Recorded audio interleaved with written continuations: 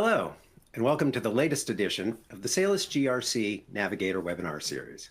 I'm Matt Calabro, Managing Director here at Salus GRC, and I'll be moderating this session. Today, we're going to share some ideas to help you elevate your annual compliance review. So we write a lot of disclaimers for our clients, and we really wanted one of our own. So here we go. The views expressed today are our own and do not reflect those of our organizations. This session is for informational purposes and should not be considered legal or regulatory advice. Speak to your doctor or consult your own advisors before making any decisions based on this content. We're fortunate to be joined by a group of very talented and knowledgeable panelists today. Rob Sutton is a partner in the private funds group at Proskauer. Michelle Hawkins is Chief Compliance Officer and Managing Director at Fort Washington Investment Advisors, and Jerry Blackburn is the Director of Compliance at Fort Washington. A couple of housekeeping items. We will have survey questions along the way to get a sense of how you in the audience approach your compliance programs. Please complete those and they provide meaningful feedback to everyone here today. Also on your screen, there's a box for entering questions. So we'll do our best to work those questions in throughout the hour or address them at the end if we have time. On today's agenda, we're going to start with a look at the current regulatory landscape, at least as we understand it today, and we'll see if we can get a sense of what to expect from the new commission. Then we'll talk about the annual review process and some strategies to break up the rinse and repeat cycle of doing the same thing year after year. Next, we'll talk about testing and building an effective test plan. And finally, we'll wrap up with a discussion about reporting results of the annual review. So when we think of the annual review, it's a report card. It's a retrospective review for the CCO and for management, and it does help set the agenda going forward. As part of the process, CCOs should look around the corner to understand what may be next coming their way.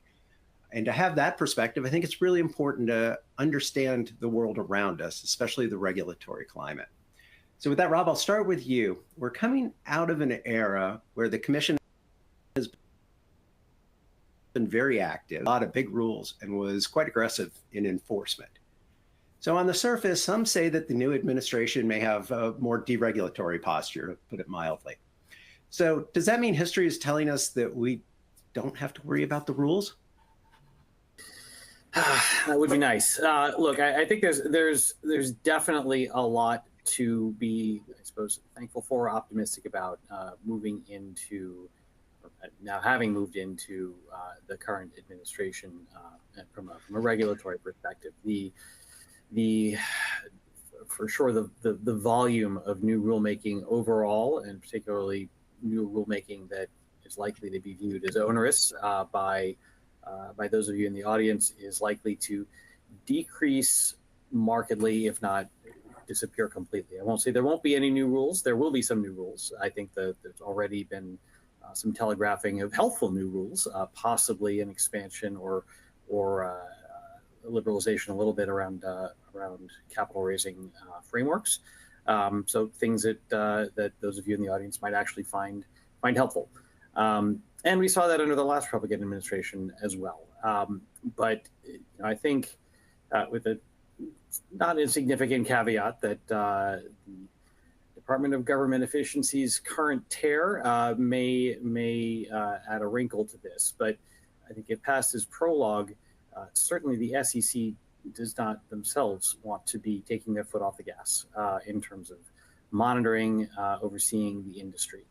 In fact, you've seen that from some of the early statements from Acting Chair Ueda, who, in addition to touting new welcome rulemaking developments around again, capital formation and in the crypto space, has also highlighted that they intend to continue to monitor for fraud and abuse and violations of securities laws. I think that law and order is in everyone's interest. And we certainly saw that during the last Trump administration. And looking back, all the way back to sort of the immediately post-Dodd-Frank era, there certainly was not a decrease in the coverage ratio, the coverage percentage of the RIA universe year over year. In fact, there was a step up in the earliest days of the last Republican administration. That, of course, requires staffing to conduct exams, and a little bit of an open question on exactly how that's going to resolve. But looking backwards, the core mission, the core focus, going out and examining your RA universe is going to be something that the SEC remains focused on, and that's remained pretty consistent year over year. So I think if you move on to how that plays out in the enforcement context, where if you're looking to prevent fraud, you're going to be bringing enforcement actions. If you're looking to prevent insider trading, all of the sort of the traditional focus areas of enforcement, that's going to come from somewhere. That's going to mostly be a pipeline from exams. But if you look at the types of enforcement, or the volume of enforcement and sanctions brought year over year, again, while there is definitely variability year over year, it tends not to really correlate on any sort of partisan or party basis. It particularly becomes particularly clear when one looks at the inflation-adjusted amounts. One forgets about the magic effect of compounding, or the inverse when looking backwards in inflation. But if you do look at that, you'll see that for 2024, and the footnote at the bottom of the screen, there was a single enforcement action that accounted for really more than half of last year's total disgorgement and penalties assessed against a bankrupt or now bankrupt defendant who's unlikely to be able to pay, likely. So if we back that out, the last year's total is actually lower than it was in 2010, and there's really not any appreciable variation year over year that we see based on a sort of correlated to the party in power. So all of which is to say, if you were looking for proof as to the SEC's consistency of its mission, rulemaking aside, new rulemaking aside, I think the core function, the core focus areas will remain. And I think that's if you look back at the exam priorities for this year, which set under the end of the Biden administration, but if one were to compare going back into the last Trump administration, while there are a few new things that float up to the top of the prioritization over that long of a period of time, you'll see many, if not most, of these themes repeated even back then. So, for example, focus on fiduciary duties, nothing new there. There's a focus on high-cost products. And I do think for those of you in the audience who perhaps have been more institutional investor focused, who may be now expanding, or if the capital raising rulemaking gets a little more liberal in the future, we'll start expanding into the retail space. I think you'll start to see some focus on your next SEC exam on that topic. I think the SEC has become more attuned to the fact that there are managers who are not as used to marketing or servicing the retail markets. We're starting to get more into that space. So I think that may be a new focus, but otherwise the general topics remain pretty consistent year over year. Starting to see that a little bit in some of the exams we've seen since the new administration took over. The length of those exams may be curtailed somewhat by a staffing shortage, but the topics should remain fairly consistent with what you've seen in prior years. I think that feeds into what one should be thinking about when running one's annual review, what you should be testing for, what you should be looking for. Yeah, absolutely. And I'm going to go ahead and throw the first polling question out, and we'll tie up that point, Rob. So how frequently does your firm update its compliance review process, including its policies and procedures? And we're kind of thinking, maybe on a more formal basis. Is this something that you do annually, semi-annually, quarterly, or you're really the superstar like Michelle and you're doing it continuously and always making sure that your program is updated, in as real time as possible.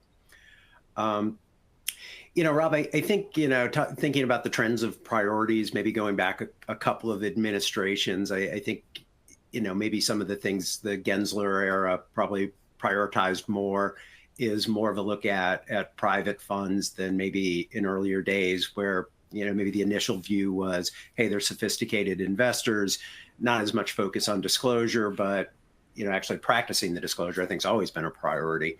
And I think Chair Gensler took the view that when you think about private funds as they've become, more widely used in pension plans and those types of things, that brings the risk back to Main Street in some ways. And to me, that's the thing that probably stood out as the change. I agree. I think there was more of a magnet on those private fund managers. Perhaps drew more focus disproportionately than they perhaps ought to have. Which is, I think, not to say that focus goes away completely. I think it just becomes. I do think even under the last Trump administration, that was private fund managers were not getting a pass in their exams. I think it was maybe harder for those things to get elevated to enforcement. But then, yeah, I agree. I think fee and expense disclosure and practices have kind of always been there. So looking at the survey results, so it looks like most folks have a good annual process to their compliance program. That seems to be a fairly standard practice, and about a quarter of you are really trying to keep up on a continuous basis. So that's even better, because I think you should look at your compliance program as something that's quite dynamic. So I really wanted to use this question as a way to move from kind of the macro perspective that Rob just shared with us to start to highlight some of the work we do in our firms running our compliance programs every day. Michelle, I'm one of those nerds. I keep a copy of the compliance rule adopting release open on my desktop most of the time. But hopefully there's more normal people in the audience that don't do that. So, maybe just a minute to level set the requirements and then kind of walk through some of the things you think about in the program. Absolutely. Thank you, Matt. And I've learned a lot over the years, so you're correct. And just looking at the polling. So originally I started off with just doing an annual review, but now it's more of a continuous review that includes quarterly type reviews and so forth. As I look back over the past 40 years that I've been in the industry, right, I thought about policies and procedures prior to the compliance program rule. And when I joined our firm, primarily we had two, and that was 25 years ago, Code of Ethics and insider trading. And as I look back again to see, how we've, made progress over the years, reviews really were more of looking at, trade tickets and making sure they were time stamped. You didn't have a lot of technology, looking at employees' personal trading records and ticking and tying those reports and their statements to the trade blotters. Again, didn't have technology. And compliance was quite often viewed as a necessary evil, if you will. And everyone looked forward to the annual compliance review. And I think they still look forward to that today, just joking. But it's hard to believe that it's been 20 years since the implementation of Rule 2064-7, the compliance program rule. And at its core, the rule was designed to foster improved compliance, oversight, and clarify compliance responsibilities. Under the rule, there are a few requirements, which include adopting and implementing policies and procedures that are designed to prevent violations of federal security laws, a requirement to review the adequacy and effectiveness of policies and procedures, and that's done generally via testing, establishing internal controls, and through ongoing monitoring. And we'll talk about that later in the program. And of course, the theme of this webinar, the requirement to conduct an annual review. And because it did help to elevate the role of compliance, I would be remiss if I didn't mention the requirement to designate a chief compliance officer. So as a best practice for testing your and monitoring, you should have your program geared towards prevention. And it's not a check the box type of review. You want to make sure that your testing and monitoring addresses the key risk within the firm. Testing can be done on an ongoing basis, or it can be done at a point in time. Again, going back to, I think it was roughly about 70% that were looking at their policies and procedures on an annual basis. Although not required under the rule, there has always been the great debate. And again, we'll talk about that later. If a review should be in writing, and so forth. In contrast to Rule 38A-1 under the Investment Company Act, which requires an actual report to be provided to the fund board. As sub-advisor to 40 Act funds, we are always responding to questions regarding our compliance program. Have there been any material changes? Have there been any changes to your compliance team? What changes have you made to your compliance program? Do you conduct forensic testing? And again, we'll cover that later in the program. And to provide evidence of your annual review. And the list goes on. So under both rules, the overarching goal is to evaluate if your policies and procedures continue to work as designed and whether changes are needed to assure their continued effectiveness. However, there are some common challenges, not addressing key risks of the firm, using off-the-shelf policies and procedures that they don't reflect your business, not allowing adequate time to conduct your review. That goes back to, do you do it at a point in time, once a year? Having adequate resources, and of course, allowing the annual review to become routine or outdated. So, how do you break the rinse and repeat cycle of an annual review? Staying proactive is key. This includes keeping pace with new regulatory requirements, which Matt alluded to earlier, changes to your business practices, vendors, operational functions, and even your compliance activities, because quite often we do forget about our own activities that we need to audit and test those as well. Review the SEC's annual priorities. Rob highlighted a few of them in the prior slide, and risk alerts, speeches, and enforcement cases to identify areas that you may want or need to focus on.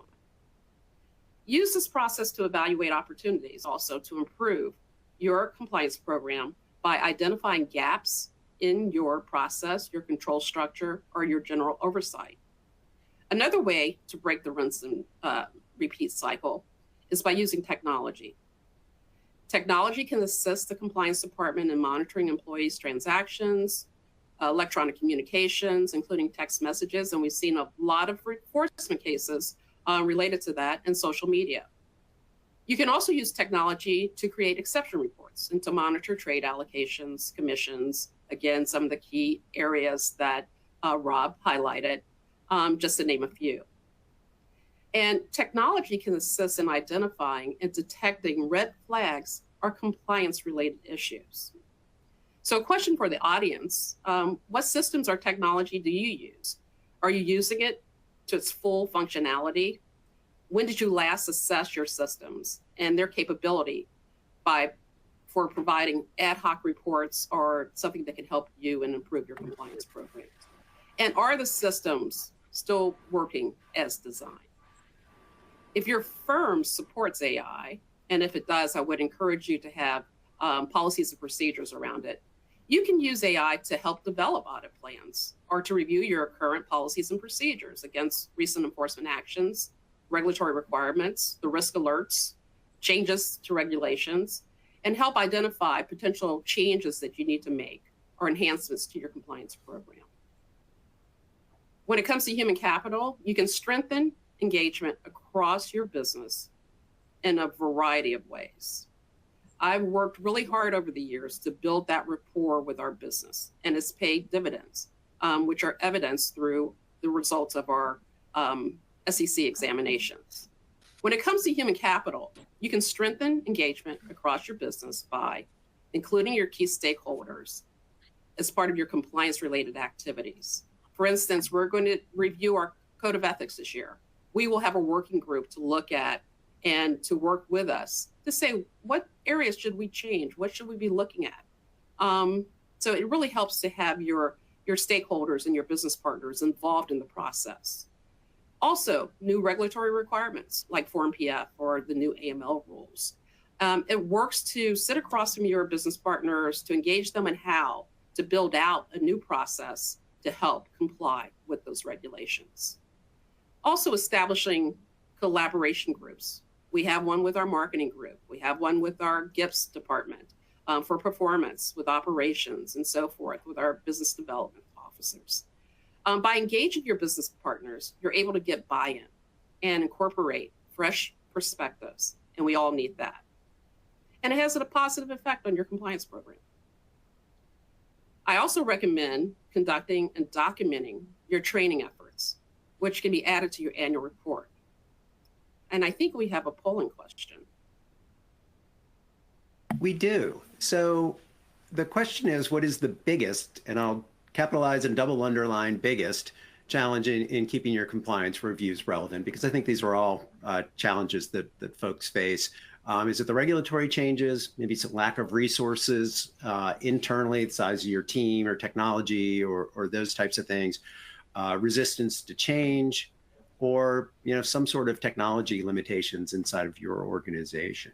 And while folks vote on this, Michelle, kind of picking up on one point, probably not an input to the annual review directly, but just you made the point about thinking about technology and are you using the best systems available, or the best are you keeping up or leveraging what that particular provider even has to offer? And I think that's, when you think about the rinse and repeat cycle, right, it's real easy to get stuck in the idea of, just continuing to use the same report because we've always used that report, or not look at other systems. And, and I think as we see new entrants and maybe the use of AI by some service providers start to change the dynamic of some of those tools that are available to us, it is worth kind of going out and taking that fresh look from time to time. All right, let's see what we got. So it looks like we're pretty well split between regulatory changes and lack of resources. And I don't think, that I'm surprised by that. I think that really is something we expect. I think as compliance folks, I always say, we've always got, item 12 on our list that we really want to do, but we never can. So I think that does become a challenge. I guess the caution or the thing that I would hope compliance folks are thinking about when it comes to being able to do that review, making sure that the resources that you do have get prioritized towards, the most important things in the program. So, Michelle, let's stay with you. And they say that the only constant is change. So please walk us through the types of changes that can impact a compliance program. And I know you touched on a couple of them along the way, but just kind of highlighting, the things that you definitely.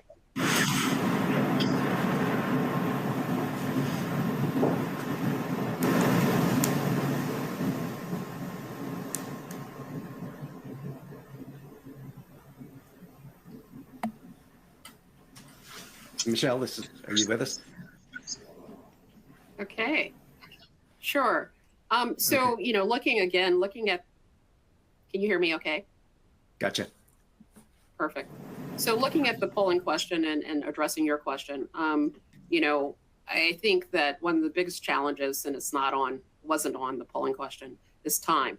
Time to address all of the things that we have on the list. Regulatory changes, have time to address those and go through them and implement changes to your compliance program. So again, one of the reasons why I believe that conducting your review and assessing your program over the course of a year will help you. Mm-hmm. You want to make sure that you're, documenting your compliance activities, the rule changes, the marketing rule. That was a heavy lift. And we're still today, there's so much conversations about the marketing rule and still looking for clarification on several items. I think the industry is.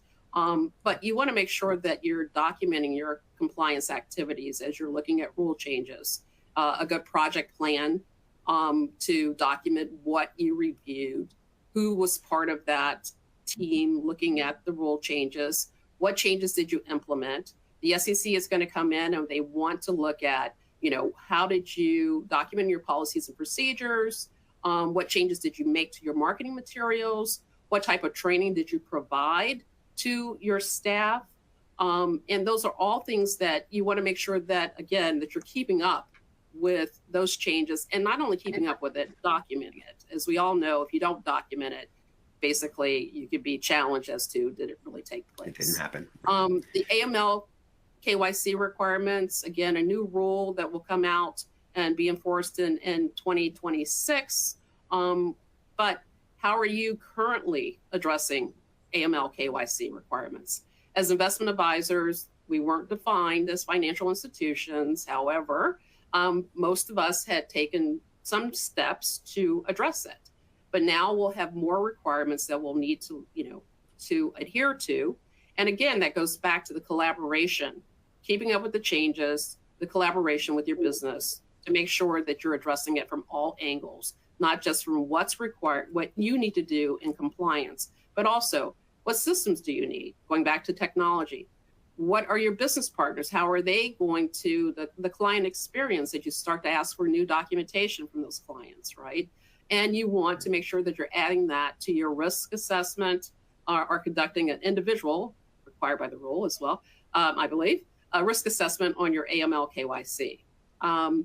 Form PF reporting, this has been, Jerry has done a great job here at Fort Washington, keeping up with the changes there.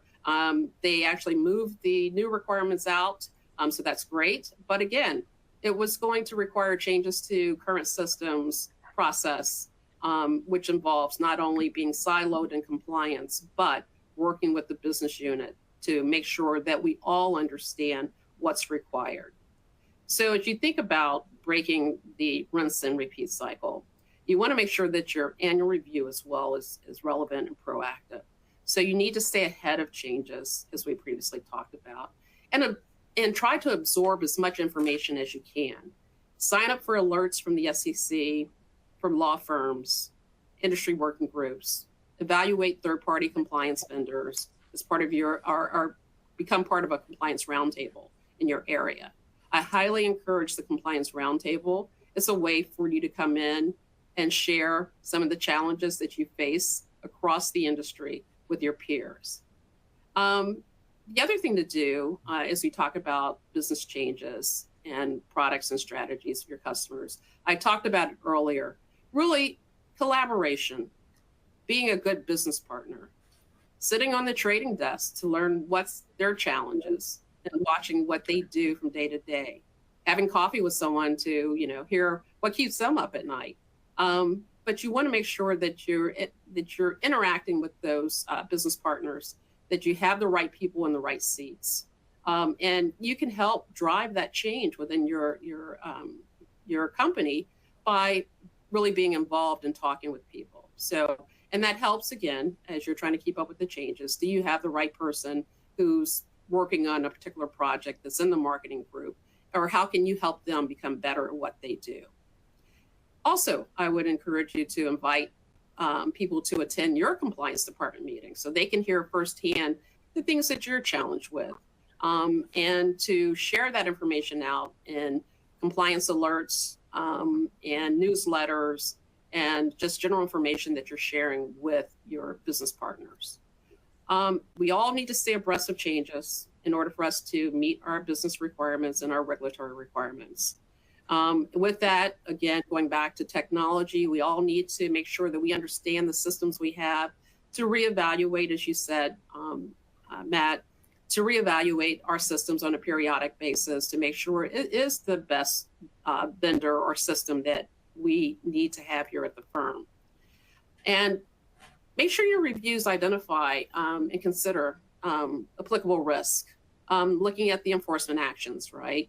I like to reconstruct the enforcement actions to take a look and say, what went wrong and how do we address that? So whenever there's enforcement action, you should always sit down, go through it with your team, and try to say, okay, we have this covered, but there's an opportunity, there's a gap there that we need to look at. Learn from other people's mistakes. I hate to have anyone to get in trouble, but we are provided with this information, and if we're not looking at it, keeping up with regulatory changes, keeping up with the conversations in the community, in the industry, and with regulators, then we're not doing our best to break that rinse and repeat cycle, if you will. So with that, I'm going to hand it off to Jerry. Well, one of the things I think before Jerry jumps in, Sure. I think when it comes to the changes inside of a business, I think engaging, if the compliance team can get engaged early on, and we use the phrase having a seat at the table, goes a long way towards if there's new product development or a new strategy being developed. You really want to steer and let compliance have an influence at the top of the process before things get baked too much, as opposed to getting to the end. Here's the strategy, here's the brochure, here's the marketing campaign we just paid $500,000 for, and oh, by the way, the CCO shows up and says you can't do that. So if you can kind of build that ethos inside of your organization as to how you're there when the ingredients are being stirred as opposed to when the cake comes out of the oven, I think we're all better off. So Jerry, I think conducting the review, just to double click in a little bit more, really requires testing the effectiveness of the implementation of the compliance policies and procedures. And that's the magic that, I think sometimes we've seen reviews where it becomes just a checklist, or, yeah, we did those things, or, yeah, we just reviewed our policies. But you dig us into the testing aspects a bit more. Oh, for sure. Thank you, Matt. Yes, definitely. When we talk about testing, and the questions always become, how do we test? When do we test? What do we test? All sorts of questions, correct?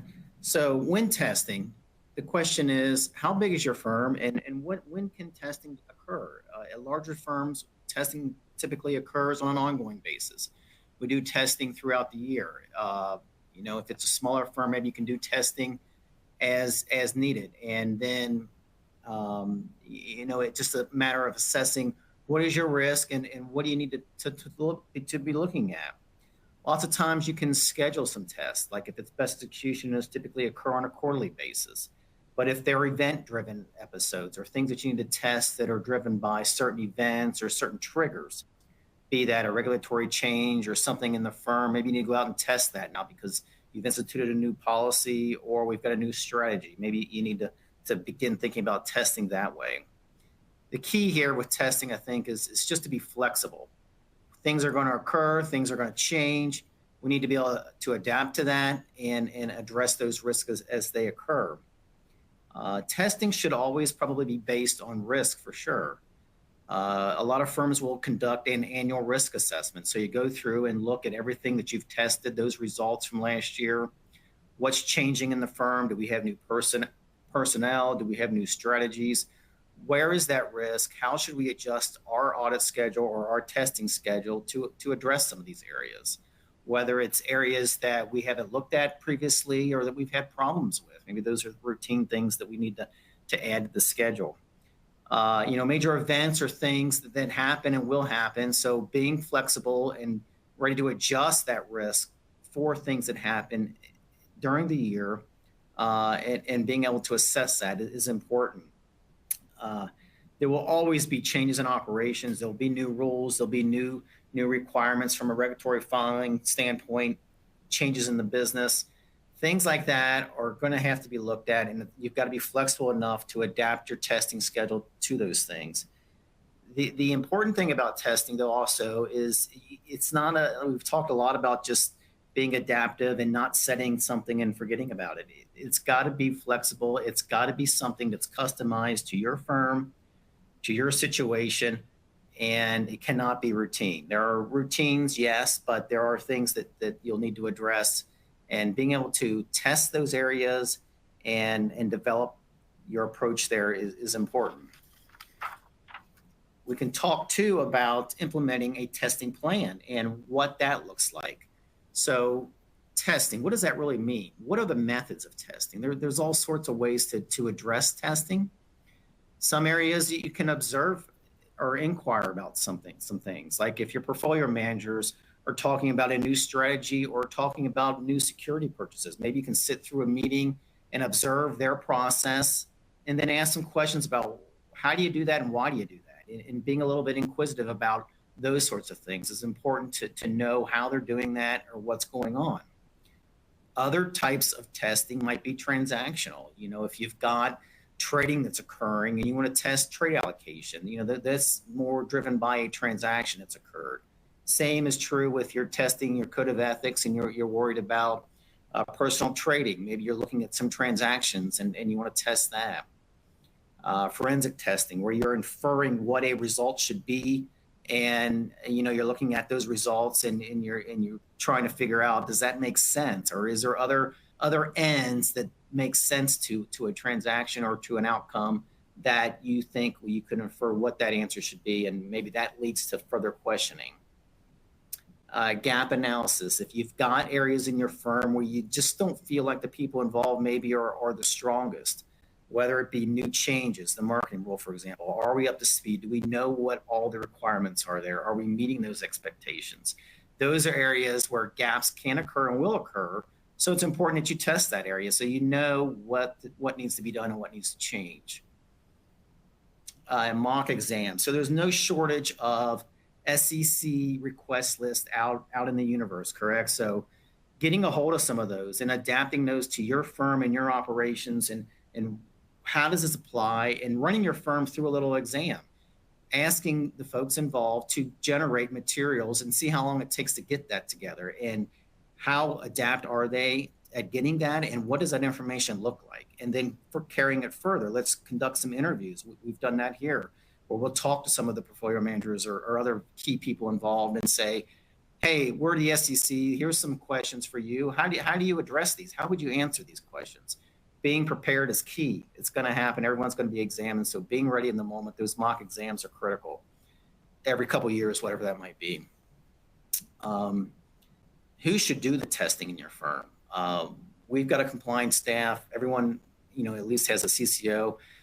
They can conduct some testing, but is that enough? You might want to adapt. If you've got an internal audit department, you might want to make use of those resources. Hire an outside auditor or somebody, a consultant every couple of years to come in and look at the program and come at it with an independent mindset is key. Or a law firm, anyone that's independent of the process. These are key areas that could be of help and provide valuable insight to your program and help you with your testing plan. So I think we have a polling question here, correct? Yes, we do. So what best describes how you report the results of your annual review? Do you do a written report to some independent audit committee or board or some kind of governance structure? Is it a written report to maybe the CEO or GC or somebody in leadership? Is it a memo to the file? Or is there just no written report? And while the answers come in on that, you know, Jerry, I think it's, you know, when you think about picking up on your point, who should participate in the testing or be part of the testing, I kind of always look at it as let's use all the resources that are available to us. So if you're in a larger organization and you have an internal audit group and, you know, a process is on their schedule to look at trade allocations or whatever it is, take it, you know, take their results, make them your own, make that part of your review and kind of incorporate, you know, their results. You don't have to chase back after them again and reperform their results. Same thing if you have, you know, a line of your business that maybe has a SOC 1 review or those types of things. So, you know, take that chance to incorporate those results of that testing. And, you know, your assessment, your annual review is the sum total of all the things you know. So, you know, bring all of that in. Outside resources to do a specific mock exam or targeted review. You know, your friendly consultants are always helpful in that regard. And, you know, doing that, having those outside voices from time to time, keep you from getting the blind spots that, you know, if you do, too much of the testing yourself. You may just get stuck in some kind of loop that you're not seeing the weaknesses that might be there. So let's look at the results. So it looks like most folks issue their report to their boss or somebody in the executive leadership side of things, and a smaller percentage reporting to an independent audit committee or board. Interestingly, a memo to the file, whether that gets seen by anybody or has a chance to act on it. Again, I think as a CCO, in a lot of ways, it's your performance review. Maybe you want people to see that, maybe you don't. And, I think it's good certainly to document the review, but are you able to use, or are you leveraging that report and those results to, perhaps justify additional resources or additional work in the future, or to highlight things to management of, that idea of looking around the corner. And then the no written report we'll talk about in a second. So, I think, and Jerry, as you kind of talk about what you guys do at Fort Washington, I think CCOs that have a 38A1 responsibility to a RIC or mutual fund maybe are probably more conditioned to a more robust report. So I'll let you kind of pick up there on how you guys look at the results and what you do with them.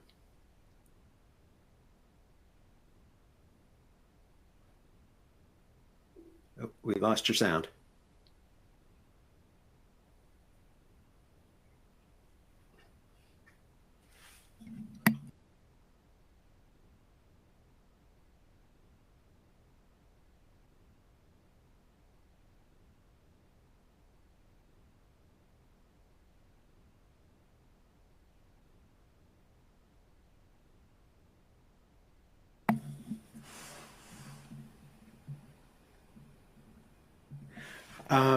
So Jerry, I think we lost your sound.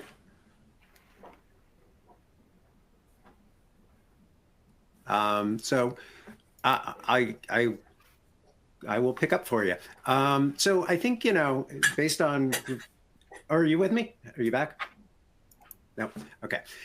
So I think, from a reporting standpoint, as Jerry would say at Fort Washington, and probably these are some of the better practices, it is preparing a written report that highlights the scope of the testing, what the findings were, your key results, address the high risk areas inside the business and around the testing. Consider the impact of, regulatory actions and the regulatory climate on the firm and its operations. I think it's popular for firms, especially with institutional clients, to have some sort of separate summary or I call it the front section of the report that doesn't have the details that can be given to clients that highlights, what was done and that there was a review. Again, I like the idea of presenting to a senior leadership or the board. Certainly in the mutual fund context, you've got the mutual fund board as well. But just being able to, maybe it's making a case for how great you are. Maybe it's making a case for more resources. Maybe it's highlighting some of the regulatory concerns or some of the threats that may be out on the water. Certainly save all your working papers, your supporting docs, your conclusions. If you don't document it, it didn't happen. So have some organized method for doing that. I'm a CPA by training, so a little bit of audit experience in my younger days, really taught me to think in that work paper backup mentality. And then use the results to really just inform to the future. So this should really help you guide how you take the program forward in future years and which priorities should be for the coming year. And as Jerry said, building that risk assessment as we go forward should incorporate those results. So if a control's not as strong as we thought it was based on our testing, when we come back to refresh the risk assessment, maybe we need to elevate or change the risk of that item until we can validate that we've got a strengthened control. So Jerry, I hope I did your comments justice. I think as we You know, like 5% of you guys said that you don't do a written report. And we often hear people stress the point that there's no requirement in the rule to issue a report. We hear comments along the lines of the written report, you know, especially if it has findings, becomes a roadmap for regulators. And Rob, maybe you can pick up on this point and talk about the concerns and what that balancing act is. I wholeheartedly agree with Michelle's point. If you don't write it, it didn't happen. But I get the contra argument that says, you know, why would we want to let the camel in the tent? Yeah. I mean, I think it's for a combination of reasons. I'll start by pointing out that at least under the Advisors Act, the SEC tried to plug this gap with PFAR, which then fell away. But there was the I'll just call it the view that and I think that it stems from the wording of the rule that a written report is, from a Advisors Act perspective, is not per se required to be produced. Although if it is produced, you have to keep it. The SEC tried to mandate the written report through the PFAR amendments, which fell away. Does that mean, you know, everyone's off scot-free? I'd say perhaps until your next conversation with your next SEC examiner and or investor. I think it's you are for sure going to be asked, and in my experience, receive a lot of skepticism and pushback from your exam team to the extent you aren't able to show a written work product. To Michelle's point, if it's not documented in the files, the staff effectively will treat it as though it didn't happen. Does that mean instant violation? No, but it does mean a pretty instant step up in the degree of scrutiny and skepticism. You'll take a pretty big credibility hit, in my experience, in the exam. You know, so I think it's and in the context of institutional investors, I've certainly been noticing it even in the purely private fund space, where you're marketing to very far from the retail end of the spectrum. It's become routine now in pre-investment operational due diligence to get a pretty thorough going through, not from all investors, but from really most of the larger institutional investors, either themselves or third-party consultants that they hire to help them with this review, to go through your compliance. Or they're trying to find out how tight a ship you run generally. All goes to soundness of controls and the faith that they have in your operations generally, even if the SEC never shows up for an exam at all. They're going to ask for written responses to DDQs. Does that mean you're showing them your report? No, but you're going to want something in writing, and they're going to expect to see something. So it does become a balancing act, and I think there's for sure a balance between putting something in the report to show your work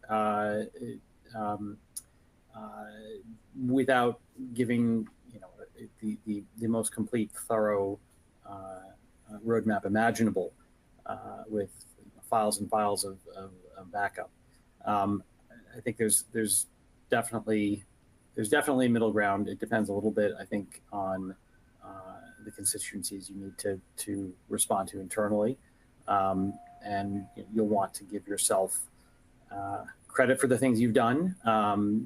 You'll want to certainly note violations that have been found. The SEC is going to expect to see that, and you'll take a credibility hit if they stumble across violations that you did not document in your annual review. But Michelle, I think you had a good way of putting it when we were chatting earlier about sort of the balance between thoroughness. I'll leave it to you, but I thought it was a pretty good metaphor. Were you referring to my comment about breadcrumbs versus the entire loaf of bread? Yes. Yes. So I think that, in my opinion, that because we do have institutional clients, registered investment companies, we do respond private funds, and we do respond to a lot of public pension plans, RFPs, DDQs, that we provide our annual report, but we have a client version of the annual report.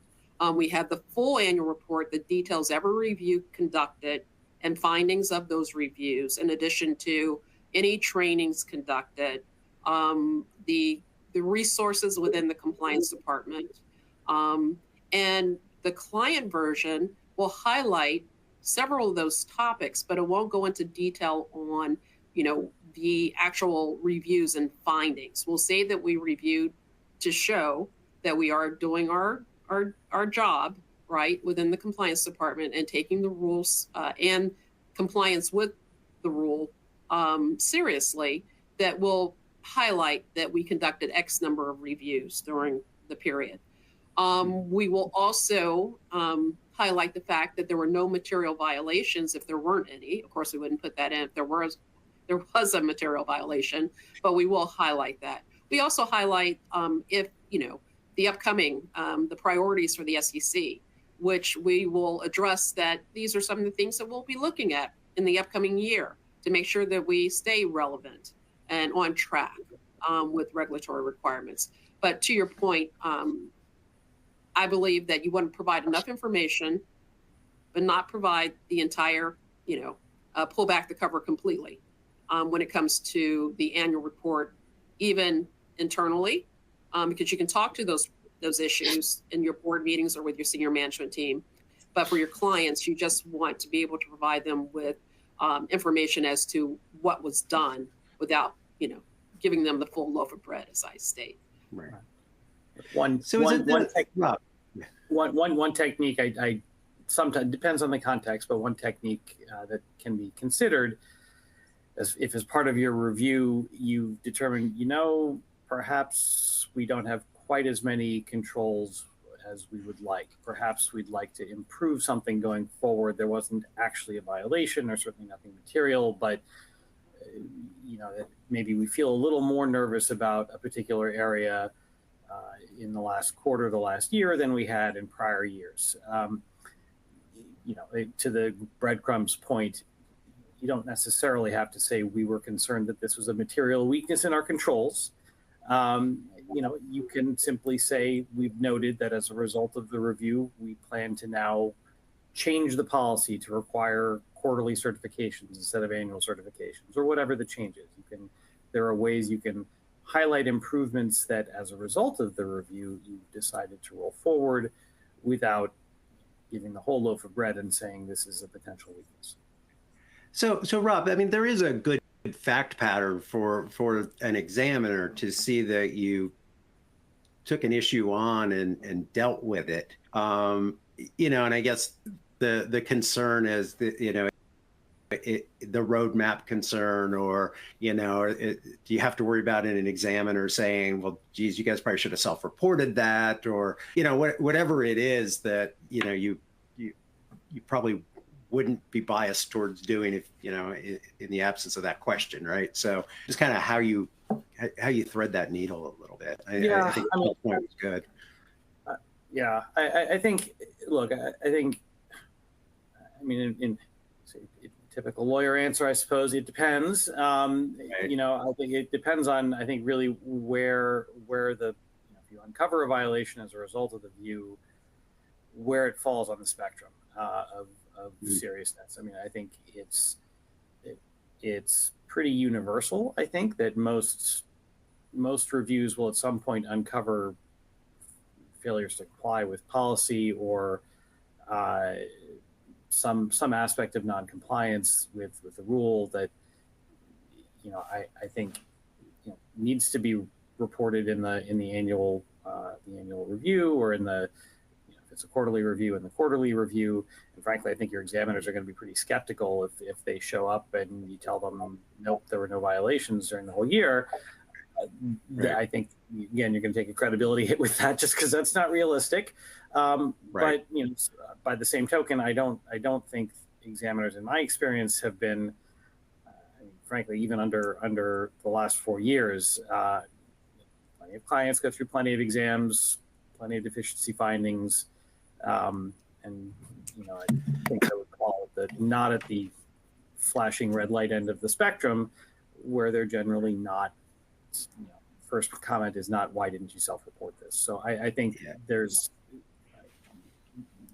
violation, you should note it. They're going to expect to see something. But yes, if it's a flashing red light risk, you should probably be talking to your lawyers as well. But right. That's more where I would start asking that question. Yeah, where third parties can come in, having a consultant maybe look at an area that you're more concerned about, and to me that's outside of the annual review. So you can be a little bit more vague as to how, if and how a report gets written or what's in it, or potentially that being an engagement through counsel to try and get some privilege. And again, if you think you have a hotspot, yeah. That's an excellent point. I think I do get that question less often than I used to. Should we do our annual review under privilege? Well, not if you ever need to be able to show that report to the SEC, which I would expect in most exams. If it's going to be evidence of your compliance with the annual review requirement. That said, yeah, if you've got an area that has you a little worried, something that comes to your attention that perhaps something has been going under the radar for a while that ought to be looked at more closely, or whatever it is. An off-cycle review is usually your best first cut at that. If you really do need to dig into that, not as part of the annual review, as part of a separate review, and yeah, bringing in outside counsel to actually, if not do the review, at least be the one to sort of help determine what whether there's a problem and what to do about the problem. Trying to keep some of those communications at least subject to privilege can be a useful tactic, with the caveat that privilege is probably a little more narrow and fragile than most people realize. But that said, it can still be useful. Well, and I think we do see the staff ask questions like, give me any engagement letters with outside consultants or outside consultant reports or those types of things. So, I think if you think you've got a hot issue, maybe totally engaging the consultant through counsel, and trying to keep those conversations. I think when you do that, you have to be really careful to actually preserve privilege. I mean, it's real easy to just send an email directly to the consultant or the client, whichever way it's going, and blow up your privilege along the way. Try to keep those draft reports on your lawyer's email servers rather than your own. Exactly. Somebody's share file that's not yours. Right. Well, with that, we'll conclude. And I'd love to thank my panelists today, Rob, Michelle, Jerry. Your insights were great. We really appreciate your time and joining us today. And our next webinar is going to be on March 18th at 3 p.m. Eastern Time, and we're going to talk about common SEC exam deficiency. So we've been through this process. We've done a great annual review. The SEC comes in, finds some things, and we're going to talk about what some of those deficiencies have really start to show up on a regular basis. Moderating will be Nick Birdman from Salus GRC. He'll be joined by Aaron Gilbride from Latham & Watkins, and Karen Shapiro-Wynn, who is a retired CCO from Zeiss Group. So with that, we thank everyone for joining us today and look forward to seeing you next time.